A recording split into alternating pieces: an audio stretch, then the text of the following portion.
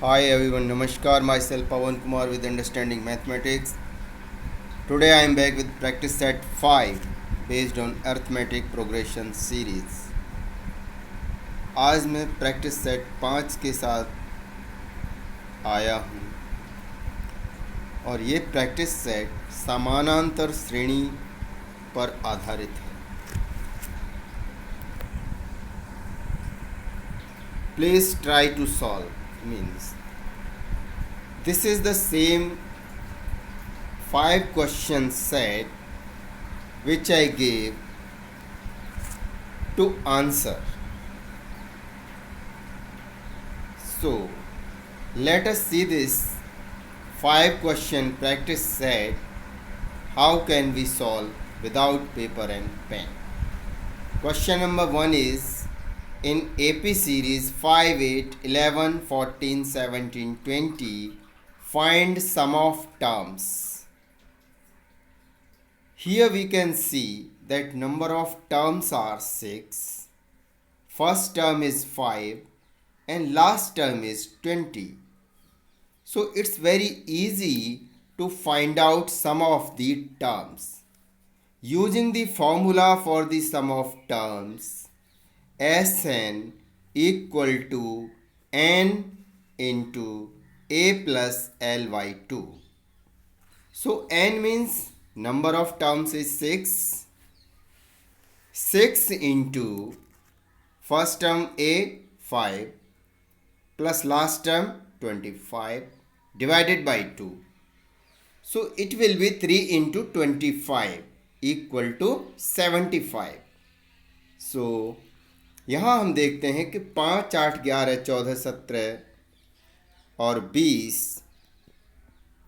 6 पद दिए हुए हैं.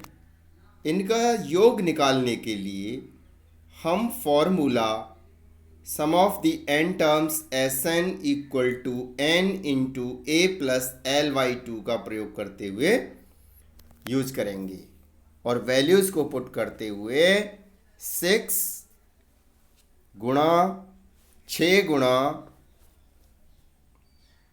5 प्लस 20 25 बटे 2 यानी कि 6 2 से 3 बार कट जाएगा तो 3 गुणा 25 बराबर 75 आंसर आ जाएगा.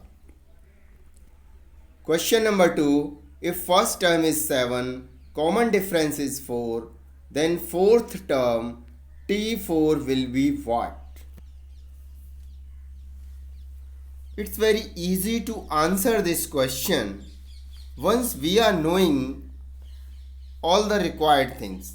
First term we are knowing, common difference we are knowing, then there should not be any problem to find out the fourth term.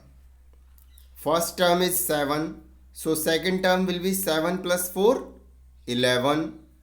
Then third term will be 11 plus 4, 15, and fourth term will be 15 plus 4, 19. Also, we can find it using formula nth term equal to a plus n minus 1d. But it is not required to waste the time unnecessary because it is very clear. Common difference is given, first term is given, so we will only go on the right way. So यहाँ पर हम देखते हैं कि पहला पद 7 दिया गया है, कॉमन डिफरेंस 4 दिया गया है और चौथा पद पूछा गया है.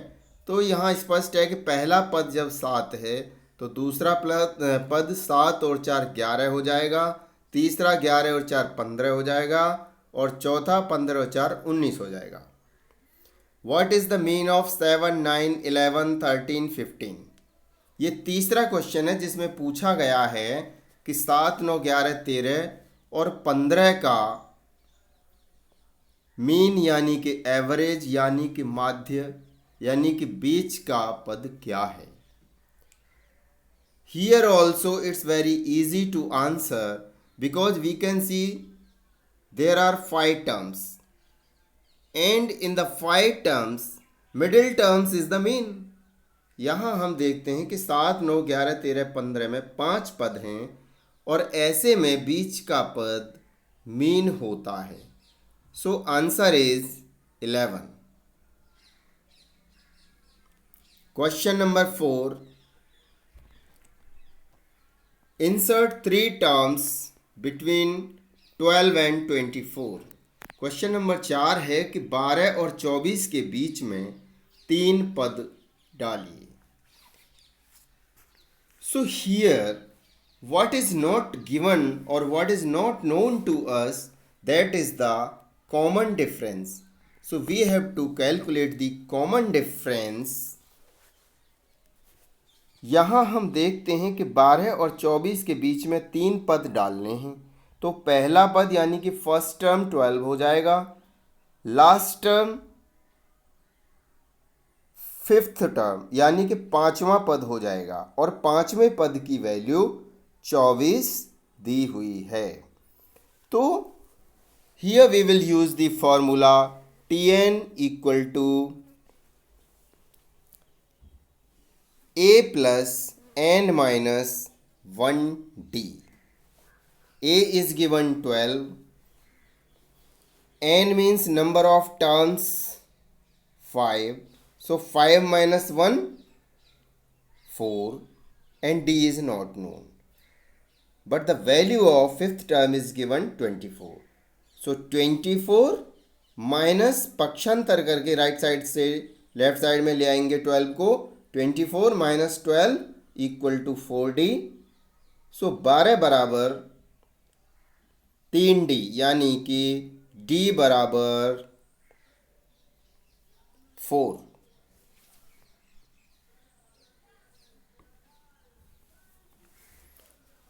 बस 3 पद डालने हैं. तो 12 और 4 16, 16 और 4 20 और 4 24.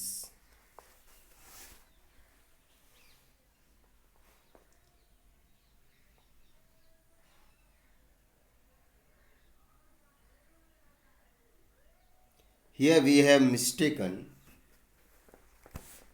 D equal to comes 3 because 4 3 जा 12. So D की वैल्यू 3 आती है, 4 नहीं. Based on that, first term will be as it is given 12, then second will be 12 plus 3 15, 15 plus 3 18, 18 plus 3 21 and last 24. So the given 3 terms will be 15, 18 and 21. Last question number 5. Sum of 5 square plus 6 square plus 7 square plus so on up to 11 square. यहाँ पर 5 से लेकर 11 के वर्ग का योग पूछा गया है.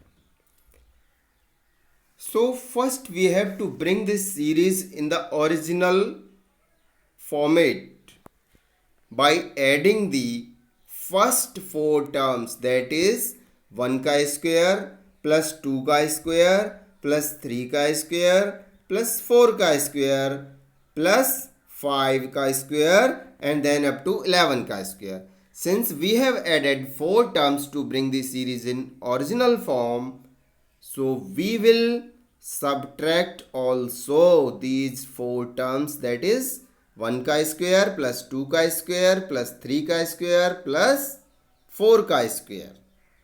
Now the formula sum of the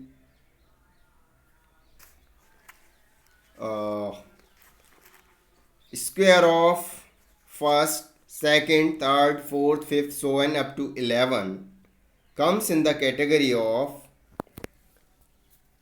formula n into n plus 1 into 2n plus 1 by 6. So यहाँ पर हम देखते हैं कि